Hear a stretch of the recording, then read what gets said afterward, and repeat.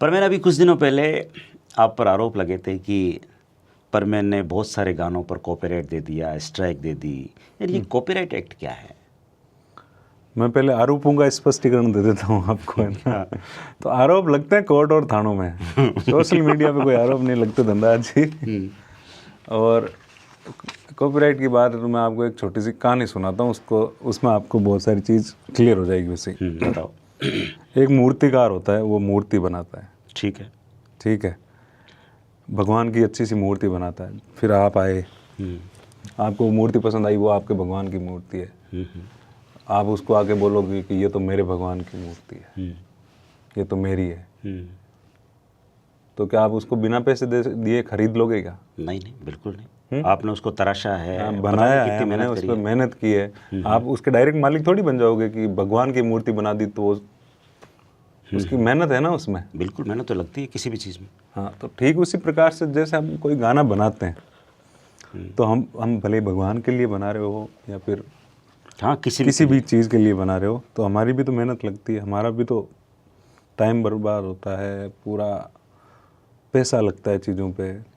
फिर कोई भी आके उठा के उसको वापस बना के उसकी धूल कर देता है।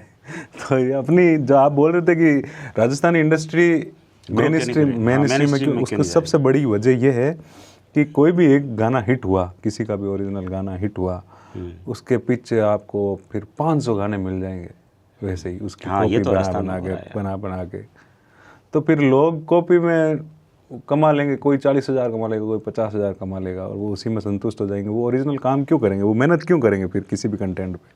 सही बात। और जब तक कंटेंट पे मेहनत नहीं होगी तब तक इंडस्ट्री ग्रो हो नहीं सकती धनराज जी। और कॉपीराइट एक्ट भी शायद मेरे हिसाब से इतना ज़्यादा मतलब अभी कुछ है नहीं।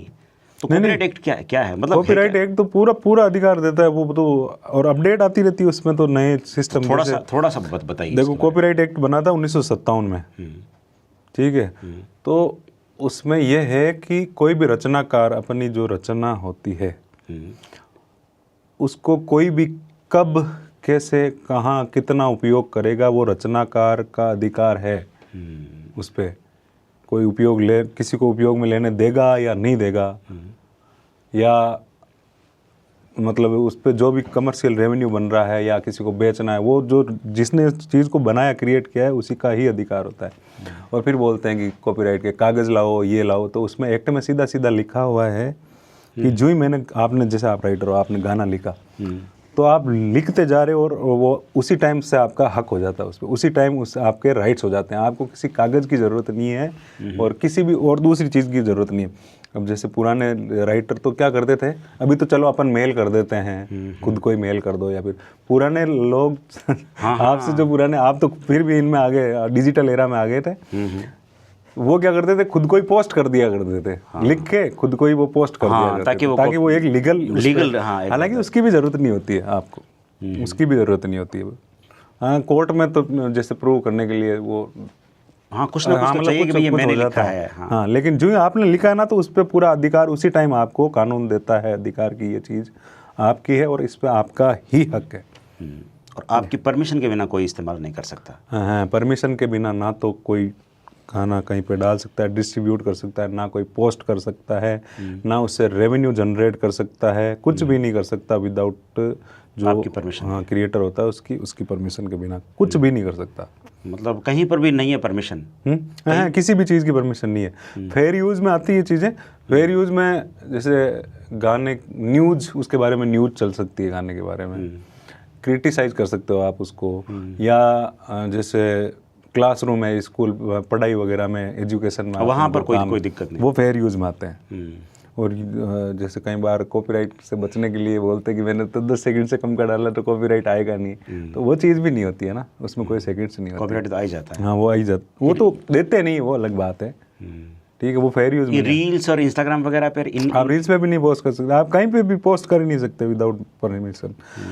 रील्स का इनका सिस्टम है डिस्ट्रीब्यूशन के थ्रू होता है ये सारी चीज़ें। जैसे मैं मेरा गाना डिस्ट्रीब्यूट कर दूंगा, अब मैंने रील पे डिस्ट्रीब्यूट कर दिया, तो वो ऑटोमेटिकली उसको कैप्चर करके उसका जो भी रेवेन्यू बनेगा वो आर्टिस्ट के उसमें आ जाता है। तो वो तो आर्टिस्ट की परमिशन है उसमें। आप बिना अनुमति के आप शादी में नहीं चला सकते, आप ये जो रेस्टोरेंट चलते हैं इनमें नहीं चला सकते बिना अनुमति के, आप पब वगैरह जो भी है उनमें नहीं चला सकते। हाँ, पीपीएल से परमिशन वगैरह लेनी पीपीएल या आईपीआरएस ये गवर्नमेंट ने इसीलिए बना रखी है ताकि मतलब आप पैसा नहीं कमा सकते गाना चला के। अपने यहाँ पे डीजे वाले चलते हैं ना, वो भी नहीं चला सकते क्योंकि वो भी पैसा कमा रहे हैं ना कहीं ना कहीं। आर्टिस्ट का भी तो हक बनता है ना। हाँ, आर्टिस्ट का हक बनता वो कहाँ से लाएगा फिर? भाई उसको तो एक मुश्त मिल गया, इसका मतलब ये थोड़ी ना हुआ कि बस एक मुश्त मिल गया। लेकिन हाँ, अब हम अपन करने को सब पे केस कर सकते हैं, लेकिन अपने को पता है ना यार कि भाई एक डीजे वाला कितना कमाएगा बेचारा, है ना। वो मुश्किल से शादियों की सीज़न भी कितनी सी रहती है, फिर वो पूरा साल का उसका भी खर्चा है, तो अपन उनको परेशान करते ही नहीं है। नहीं, कभी जो जिनको जेन्युइन ज़रूरत है। और मैं तो वैसे भी नहीं परेशान करता, अब ये आरोप लगा रहे हैं, मैं तो वैसे भी नहीं परेशान करता। मेरे पास फ़ोन आते हैं बहुत बार, जो नए लड़के होते हैं, जो अच्छे टैलेंटेड लड़के होते हैं, वो बोलते हैं भैया आपका गाना मैं वापस गा दूँ क्या? तो मैं तो उनको बिल्कुल हाथों हाथ परमिशन देता हूँ।